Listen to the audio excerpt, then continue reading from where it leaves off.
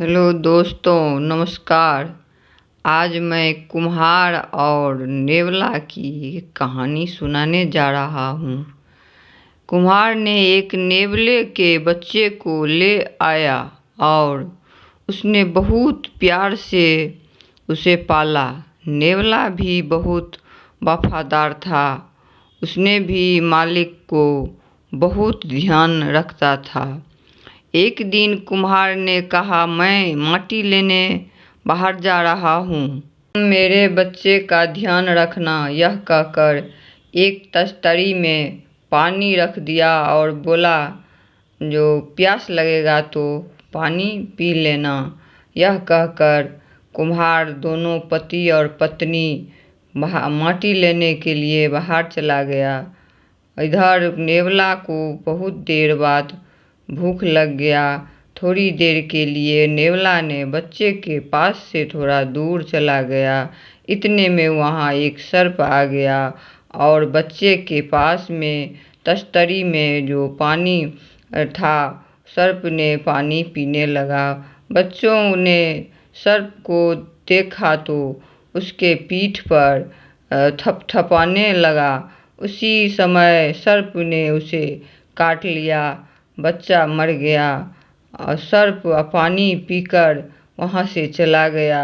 उसी समय नेवला ने वहाँ आया और देखा बच्चा तो मर गया है, इसका शरीर नीला पड़ गया है, इसको तो सांप ने काट लिया है। तुरंत उसने जंगल की ओर दौड़ा जड़ी लाने के लिए। इतने में माटी लेकर कुम्हार घर आया तो उसने देखा मेरा बच्चा तो मर गया है और नेवला को वहाँ नहीं देखा। उसने एक डंडा लिया और नेवला को खोजने लगा।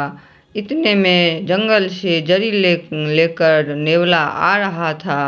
कुम्हार ने देखा और उसको माथा पर एक डंडा मार दिया और मार करके कहा, तुमको बच्चे के रखवाली के लिए छोड़ कर गया था, तू कहाँ चला गया? मेरे बेटे को सर्प ने काट लिया, मेरा बेटा मर गया। मस्तक पर चोट लगने से नेवला ने मर गया। उसकी मुंह से जरी निकल गया।